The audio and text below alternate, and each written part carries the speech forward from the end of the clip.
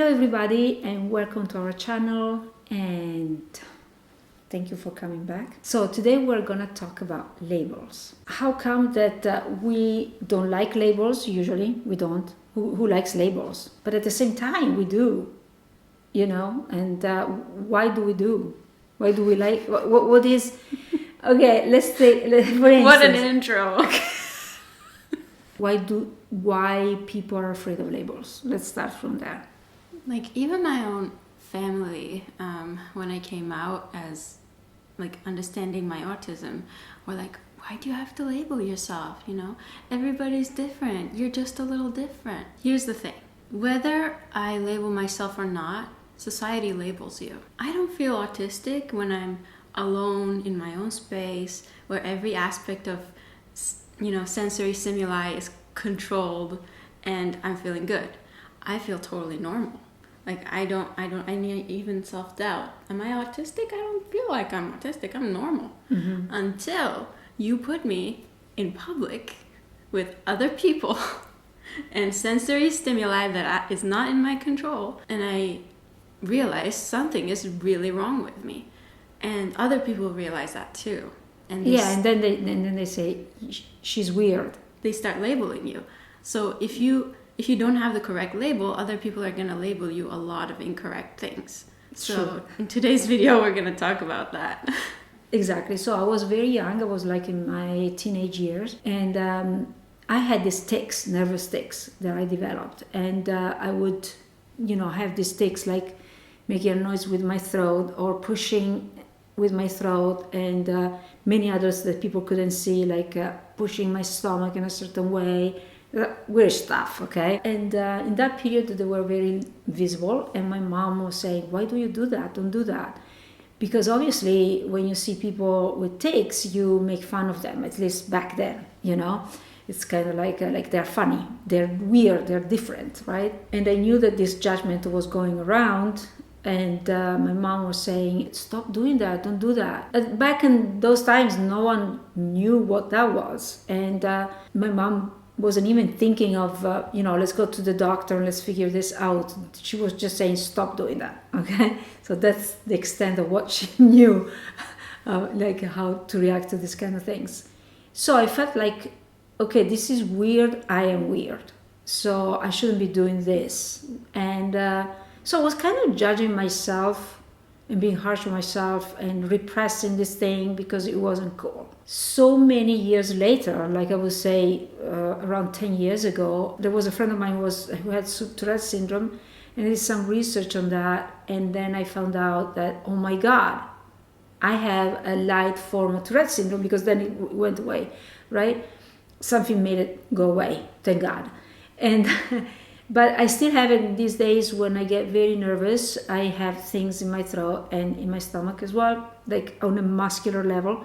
I move a lot, my foot still, my feet are restless constantly, and my body is constant in a restless mode. So I fidget a lot with my body. I found out, that is called Tourette syndrome, and there is from a very light form of it to an extreme form of it, which is when you see people screaming in the street and having these bouts of, screaming bouts, and also using like swearing. I didn't have that, thank God, but yeah. So the fact that I was able to give it a name and understanding that it was like a disorder of the nervous system, it helped me to go back in time and heal that part of me that was judging myself. So it was very useful. That label, the right label, was very useful to me in that case. So yeah. Yeah, so it stopped you judging yourself as weird. Yes. Or something's wrong with me. Yeah. I'm wrong. Like I'm bad, I'm wrong, I'm defective. Because all these things are thrown at you from the outside. Yeah. But with the right label, you understand yourself. It gives you a lot of understanding about your condition, and the fact that you're not alone in it, and you're not doing it on purpose. Exactly. Your mom probably made you feel like, oh, you're doing it on purpose. Why are you doing it to annoy me? Exactly. You little piece of shit. Actually, the more she was saying, don't do it, the more I was doing it. And you weren't doing it to annoy her, right? It just the nervousness. Yeah. I have a very similar stories, a lot of them actually, that until I figured out about autism and doing a lot of research, I just thought something is wrong with me. Like, I was the kid that was crying nonstop, kindergarten, preschool, first grade. Then I changed schools around third grade. I started crying again in third grade. Like, every morning and into first period, I was crying. Other people from the outside judge that as, this kid is messed up. Like, something is wrong with this kid. Like, they judge you as immature. Yeah, like spoiled. Spoiled, sure. My dad was labeling me spoiled whenever I would have meltdowns in public. And I wasn't doing it on purpose, and it wasn't that something that, I could control. And only later I understood that there's a reason for this difference. Like, it's the difference is in my neurology, the difference is in my autism, exactly. And the change at the outside was very distressing for me as a child. And even as an adult, like, I've had meltdowns in public where I start, randomly crying in situations where adults should not be randomly crying. Like, I remember having a meltdown one time at a restaurant where it was way too loud. Mm-hmm. There was that the buzz noise when a dish is ready. It was super loud. You were jumping. I don't even fully remember. I just remember you were there, and there was pizza involved, and I was crying. Yeah, you were jumping, like, literally every time there was the buzz, and we asked them, can you lower the volume of the buzz? Yeah, and I felt super embarrassed, and I'm pretty sure everyone around me was judging me, like, something's wrong with her. Right. She's, like, super immature, or she's, like you said, super spoiled. Yeah. Or something like that. Not understanding at that point that it was my autism. Like, again, until you're put in these situations where you have to act normal, sometimes you don't even understand what is different about you. Only by comparison to how other people act in those situations do you understand that, wait, something is different here. But why is it different? What's wrong with me? It always becomes about something is wrong with me, not that, like, there's something different about my wiring that makes me more susceptible to certain stimuli. Right. It takes away a lot of that self-judgment when you can understand where certain things are coming from, where certain reactions are coming from. It made me feel like something wasn't wrong with me. Yeah. But now that you basically are reading about these things and you say, this is me, you feel more understood. There is somebody somewhere that understood who I am, like, and what's going on with me. And you feel exactly that it's not my fault, almost. Like, it wasn't my fault. It was like, this condition, Yeah. And all of that shame and self-hatred kind of goes away because there is an explanation, like, there is a reason. So when people say, why do you label yourself? You're just a little quirky, you're just a little shy, a little sensitive, a little different. People that say that don't understand how much other people will judge you for that difference, for that quirkiness, and then you yourself start judging yourself for that. It really affects your self-esteem when your own family doesn't understand where some of your symptomology is coming from, and they just label you as, messed up. Like, my family would call me lazy. That was a huge label. You're so lazy. Or, like, spoiled, right? Like you said, you're spoiled, you're lazy. And, not understanding what burnout is, not understanding that, being outside, surrounded by other people, and masking was so draining that I was not able to function at home. It was like this or that. Mm-hmm. I think a lot of labels really help with empathy, because if you can research somebody's label, right, it's a categorization of a certain, because autism is not a mental illness. It's a neurotype. So it's not something that can be cured.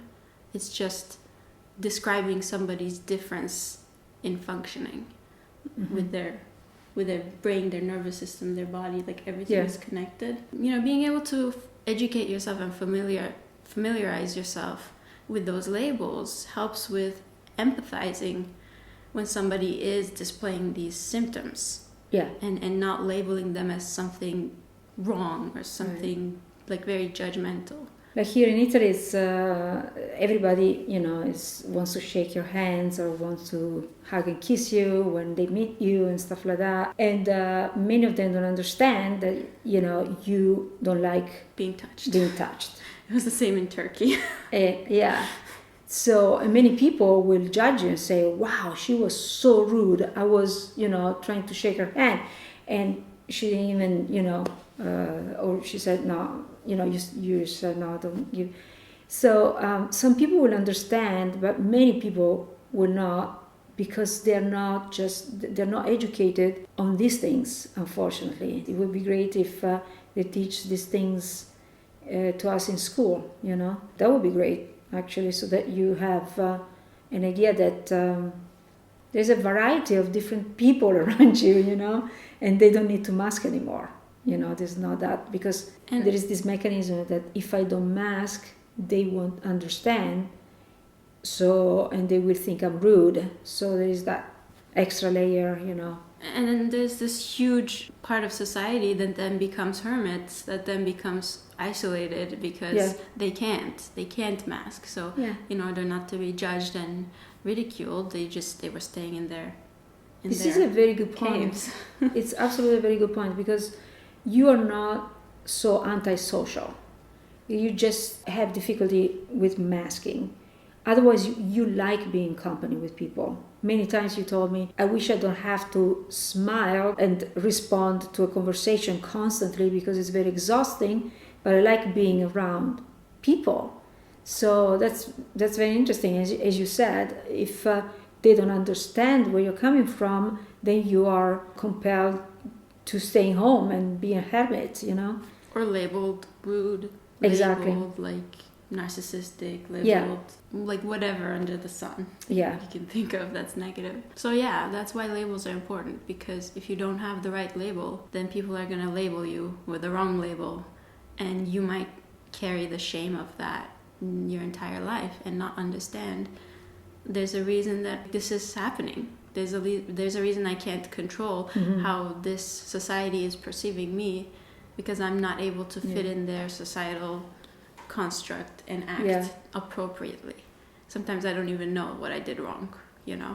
And I noticed that throughout our life together, many occasions, there were very few people you really felt comfortable with, and a lot of people you were not. And the people I was comfortable with are the people that I didn't have to mask so much around. Exactly. Or the people that I felt were not judging me for just existing. Because masking is a performance art, and it's incredibly draining. So if I don't have the energy to mask, then I'll choose not to socialize with certain people, because I know they're going to judge me, and I don't want to feel bad about myself. Yeah. I just want to feel neutral. Right. Something that I remember a lot when I was little was the thing about touching. I was very little, and in Turkey, people kiss you on both cheeks to greet you.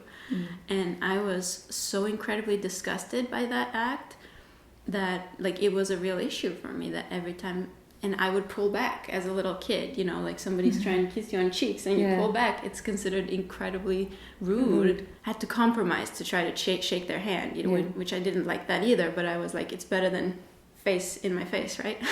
Now that I'm older and I know that I don't have to do this, because again, it's like sacrificing yourself. It's sacrificing your own level of comfort to make the other person feel comfortable. So when somebody puts out their hand and I'm really not in a mood, I'll just say, I don't want to shake your hand. I'm sorry, I have OCD. I say that. It's another excuse, which I have OCD tendencies. It's but I don't have full-on OCD, so Yeah. But again, the label explains to that person that I'm not doing it to be rude or because I don't like you.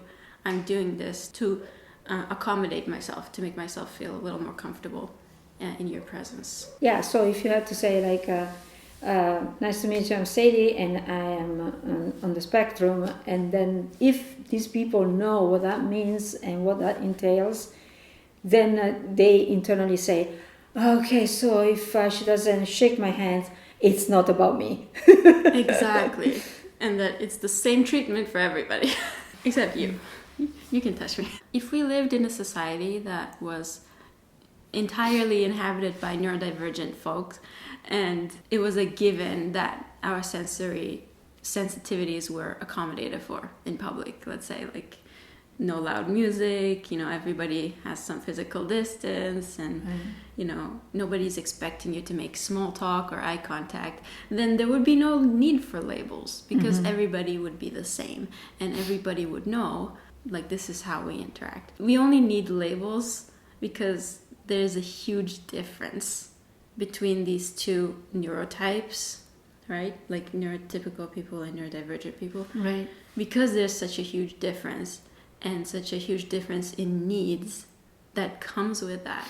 That's why we need the label, to differentiate, to educate, to understand, and like hopefully to accommodate and empathize and not take it personally. Why is this person not making eye contact with me? It's not you. Why is this person canceling plans with me all the time? It's not you.